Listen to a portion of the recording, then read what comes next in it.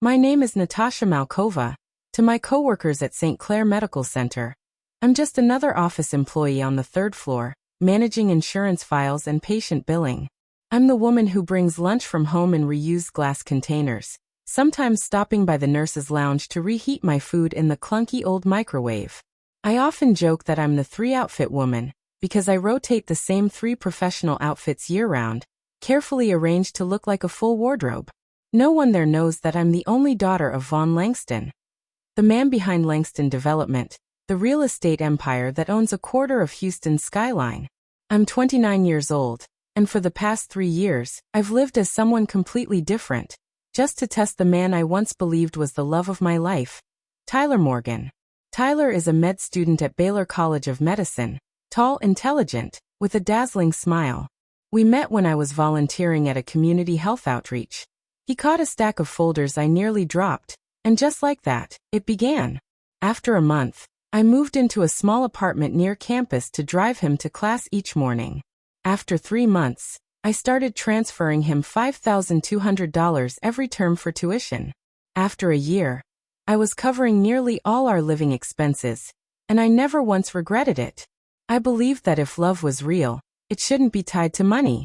I wanted Tyler to love Mia, the ordinary woman, not Miss Langston with her black card and 7-figure trust fund. I built a life around a humble salary and a 1-bedroom apartment where the ceiling fan rattled every night. But behind that curtain was another world. Every Friday night, I left the hospital at 6 p.m., drove to the underground garage of the Warwick Hotel, changed out of my faded work clothes into a silk dress, and switched from my beat-up Toyota to the Range Rover I kept parked there on a monthly lease. I drove straight to my family's lake estate, where floor-to-ceiling windows, a kitchen larger than my entire apartment, and a wine cellar Tyler never knew existed awaited. My father knew about me and Tyler, and he never approved. "Sweetheart, how long are you going to keep living this double life?" he asked once as I entered his office, my hair still smelling of parking garage fumes. "Until I know for sure that he loves me, not what's in my bank account," I said, sitting down in the leather chair across from his desk. He sighed, pouring me a glass of Bordeaux he only opened for board meetings. "Real love doesn't need to hide, Mia. If he's the right one, you wouldn't need to pretend for 3 years." I glanced down at the delicate ring on my finger, a 0.3-carat diamond in a blue box that Tyler had dramatically presented to me in a cramped Mexican diner. I once believed it was a symbol of sacrifice and how much he cared. What I didn't know was that the same week he had spent nearly $1,900 on a Tag Heuer watch and lied that it was a knockoff from eBay. I lived 2 lives, 2 homes, 2 versions of myself. All to see if a man would love the woman counting every penny or the one who could buy the entire building if she wanted to. 3 years, 6 terms, over $31,000 transferred. I truly thought I was investing in our future. Until one day, at his graduation party, an event I had secretly paid for, he looked at me and said to the security guard, "She's not part of my family. Please escort her out." And that's when everything began to fall apart. I started waking up every morning at 5:15. Not because I'm a morning person, but because Tyler wanted me to walk 30 minutes to the hospital and save on gas. He'd kiss my forehead and murmur, "Mia, you're the most frugal woman I know. With you by my side, I can get through anything." I'd smile and slip the pre-written check into his anatomy book, $5, $200 for the new term. Underneath I'd scribble, "Don't forget breakfast."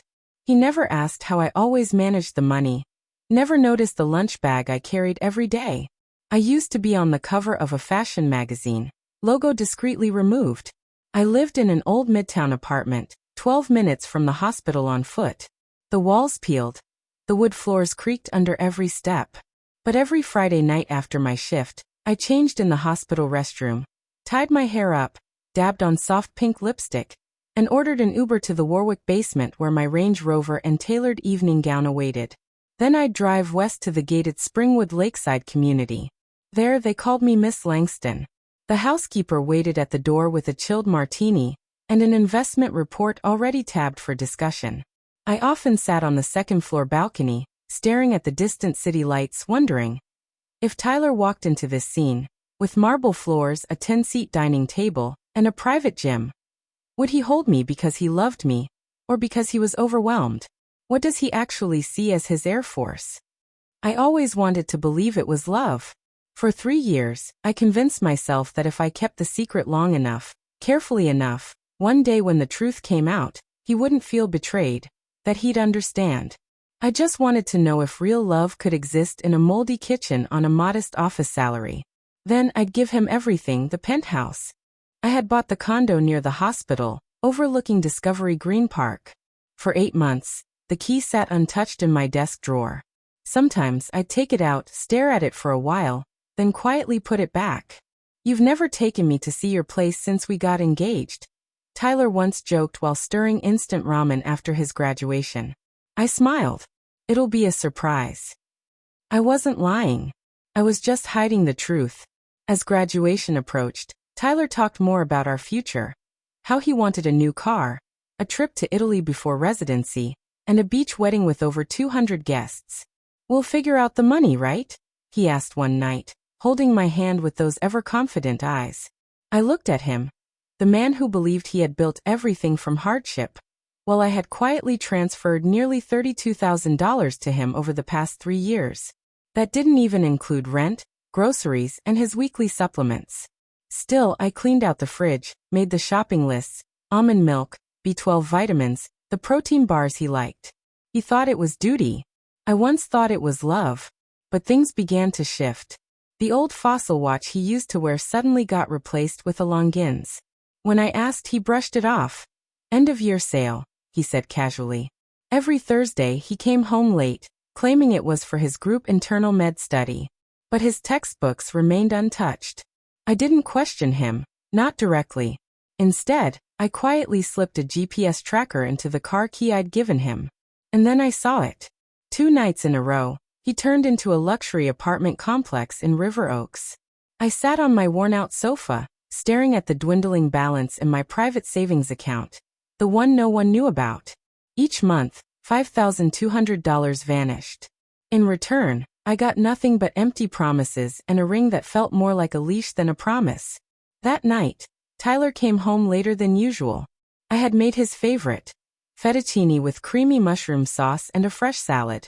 The candle burned halfway down as I sat alone at the table.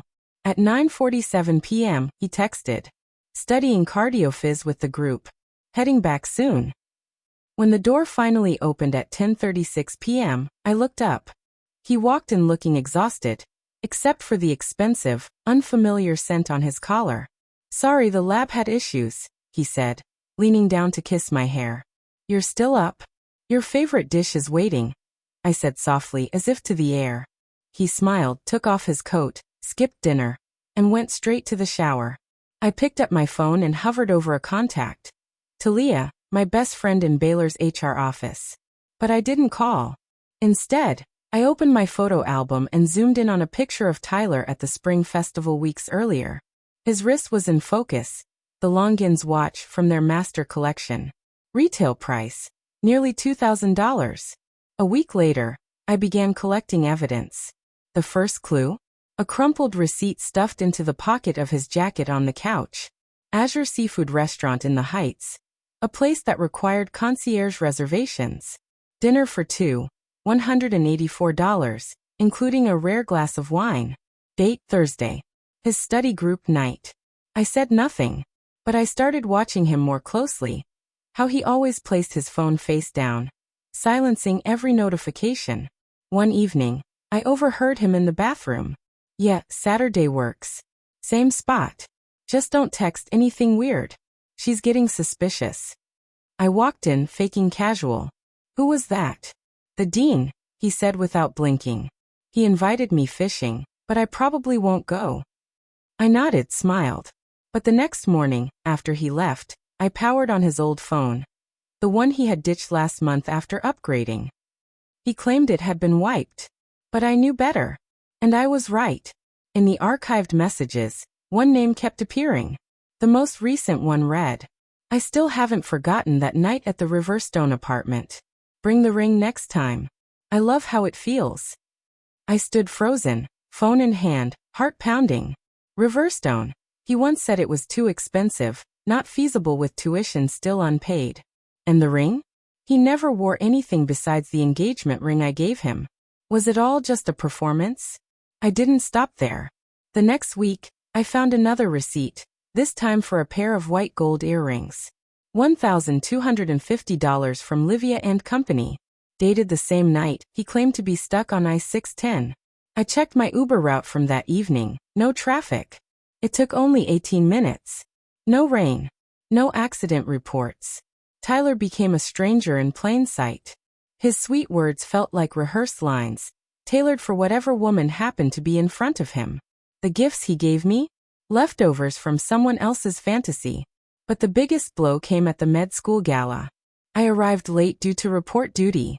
As I entered the ballroom, I spotted him laughing with classmates. One of them asked, "Who'd you bring tonight?" Another teased, "Still with the super frugal roommate?" Tyler burst into laughter. "Yeah, long-term roommate. Easier to call it that." They all cracked up. I walked up just as the laughter peaked. Tyler's eyes met mine for a split second, then quickly shifted. "Mia, I was just telling them how you pack my breakfast every morning," he said. I didn't respond.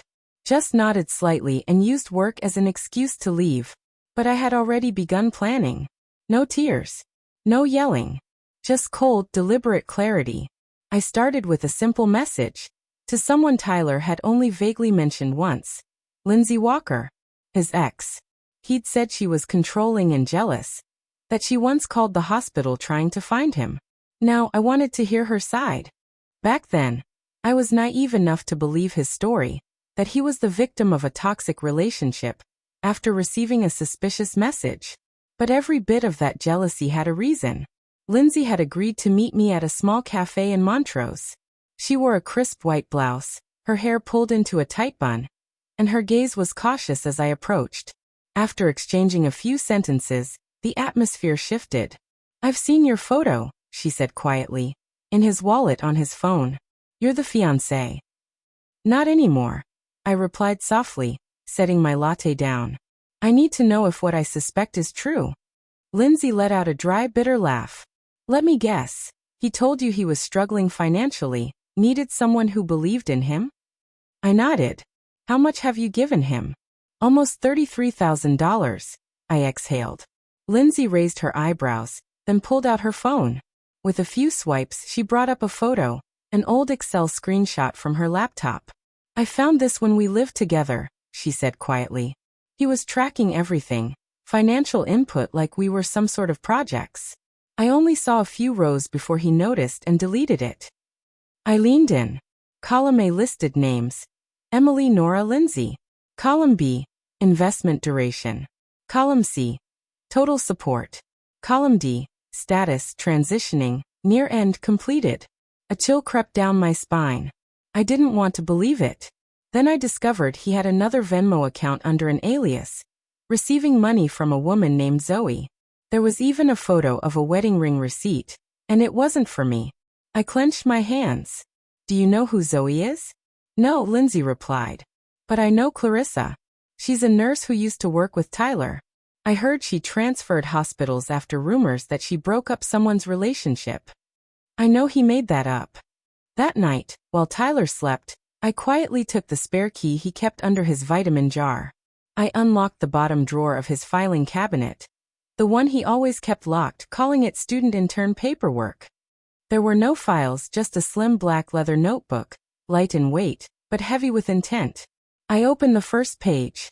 It wasn't a journal, just cold, methodical lists, like reading someone's personal investment portfolio. Page 1. Emily, dental assistant, $18,400. Relationship ended after 9 months. Transition to Lindsay. Page 2. Lindsay, clinic coordinator, $25,200. Considered stable, high commitment, started asking long-term questions. Terminated early. Page 3. Mia, hospital administrator, $32,100. High support potential, no suspicion, no close family ties, currently engaged. Viewed as potential residency sponsor, maintained through graduation.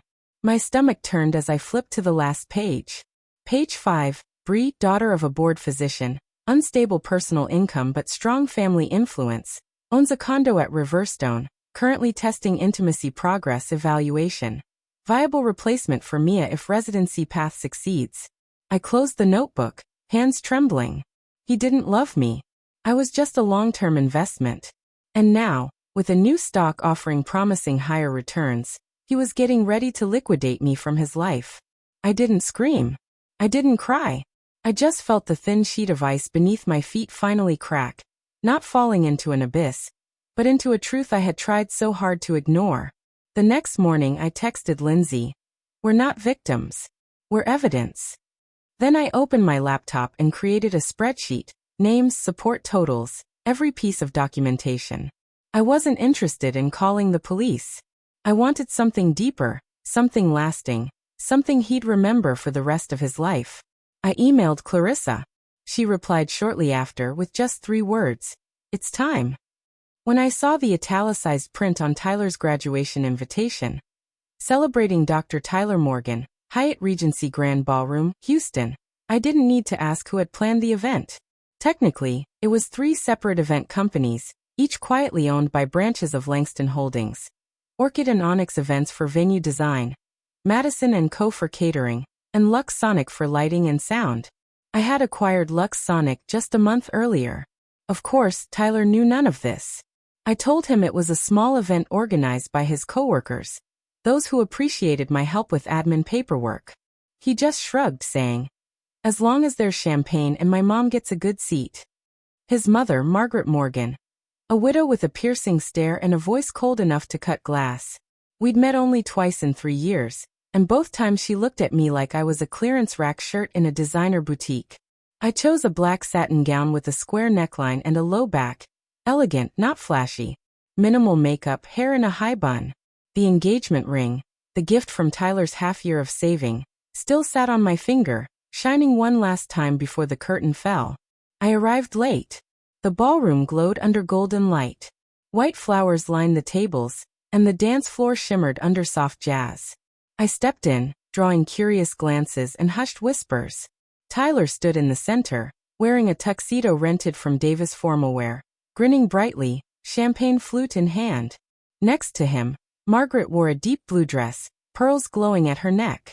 When he saw me, his smile faltered, then quickly returned, strained. I looked around. Not a single seat near the main stage had my name. I approached one of the event staff and quietly asked about the seating. He checked the list and frowned. I'm sorry, your name doesn't appear on the primary layout. I'm the one who signed the ballroom rental agreement, I said calmly, and the fiancé of the guest of honor. He nodded nervously and said he would double-check before slipping away. I took a few more steps and approached Tyler's group of friends. Some looked uncomfortable. A tall brunette in a red dress leaned over and whispered something to Margaret.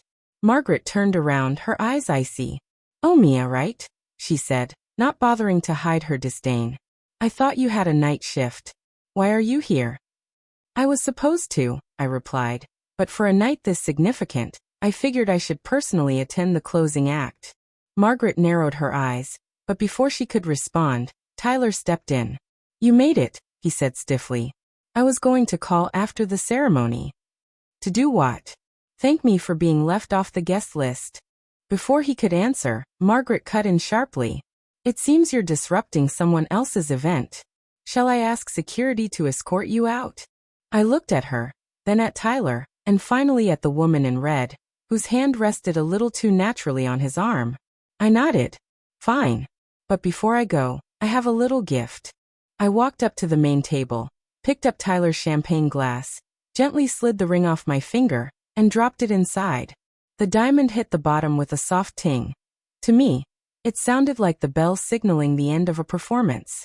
Congratulations, Dr. Tyler Morgan, I said clearly. May you find plenty of new investors. Let's hope they don't ask for refunds. Without waiting for a reaction, no explanations, no tears, I turned away. Each step across that ballroom felt like walking through 3 years of my youth. Years that had been used up, but now I was turning them into a weapon. The doors closed behind me, sealing off the noise. I was no longer the woman standing in someone else's shadow. I was Mia Langston, and I was ready to be myself again. That night, I didn't return to the Midtown apartment. Instead, I drove straight to Langston Pearl Tower, and took the private elevator to the 41st floor, where my penthouse had waited quietly for 3 years. The doorman gave me respectful, slightly surprised nods. "Welcome back, Miss Mia. It's been a while." "I'll be staying more often now," I replied calmly. "Have someone come clean the apartment in the morning." The 3,400 square foot apartment opened before me in warm amber light. Floor-to-ceiling windows revealed the full skyline of downtown Houston, twinkling like a massive control panel of destiny. I called my father. "It's me." A brief silence on the other end. Then his deep, steady voice. "Are you ready to be a Langston again?" "More ready than ever." The next morning, I walked into St. Clair Medical Center, not in my usual administrative attire, but in a slate gray Max Mara suit, hair tied back, a Hermes bag resting lightly on my shoulder. The receptionist blinked as I stepped into the executive boardroom, a place I had never entered as a staff member. I was there to see Dr. Ronald Kessler, director of the residency program. "Good morning, Miss Langston," he said, flipping through a file. "Ah yes, we met at the Houston Medical Foundation Gala, didn't we?" "We did. And today, I'm here to discuss one of your residency candidates, Tyler Morgan." He frowned slightly as I placed a folder on his desk. Copies of wire transfers I had made, a photo of Lindsay's spreadsheet, messages from Clarissa, receipts from other women, and finally, Tyler's own handwritten notes detailing financial phases for each target. "I'm not here for revenge," I said. "I'm here to protect the hospital's reputation. This man didn't just manipulate women. He planned, tracked, and calculated every dollar, every month. He's not someone who should represent any medical institution." 3 days later, Tyler was quietly removed from the residency list, no public explanation. I knew the news hit him like a slap. Cold, decisive, and irreversible. But I wasn't done.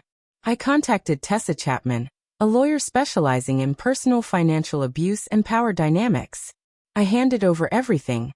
Lindsay's records, Clarissa's screenshots, and information about another woman named Zoe, whom I identified through one of Tyler's alias-linked accounts. "We're not suing for money," I told Tessa. "We want justice and restitution for what he extracted through deceit." Tessa nodded.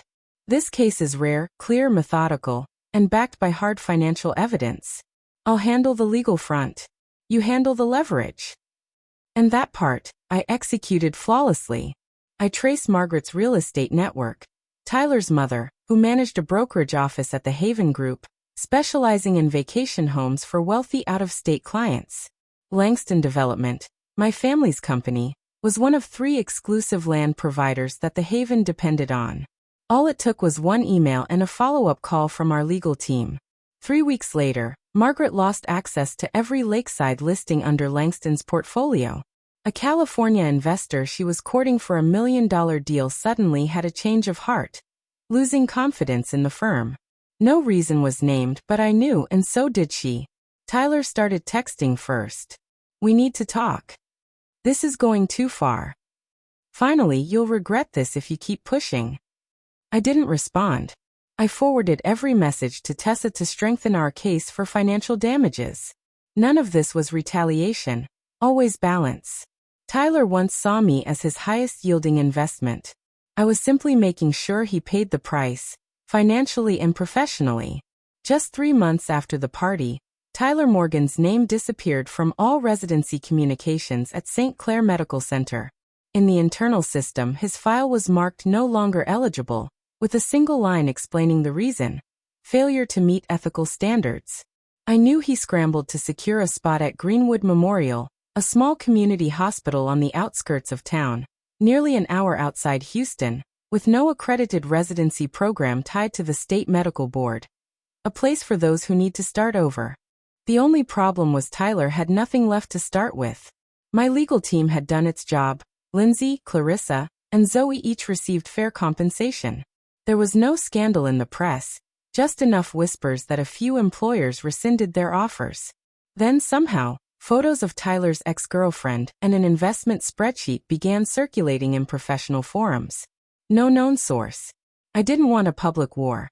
I just needed people to remember the name Tyler Morgan, as a cautionary tale.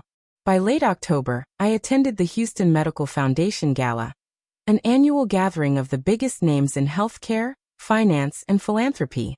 The welcome banner read, "D'Amour, sponsored by the Langston Healthcare Initiative." I didn't come with my father. I came alone. The dress I chose was a deep teal sheath, simple, form-fitting, and sharp as a blade. My hair was pulled into a low bun, jewelry minimal. I didn't need to flash anything. My last name did the talking. I entered the grand hall to the sound of violins and the soft clinking of crystal. Several attendees greeted me with handshakes, well wishes, and congratulations on officially becoming Chief Financial Officer of the Langston Foundation, tasked with reinvesting in ethical, transparent residency programs. Then I saw him, standing by the buffet table, wearing an ill-fitting rental suit. His eyes panicked as they met mine. Tyler Morgan, no longer dazzling, no longer confident, just a man realizing his mistake far too late. Next to him stood an older man in nursing scrubs, likely his supervising preceptor. No one approached them. No introductions. No interest. Tyler stared at me like I was a ghost. I simply smiled. I didn't approach. I didn't say a word. A few moments later, I was invited to give brief remarks. I used to believe that to be a great supporter, you had to stand behind someone else, I said, scanning the room.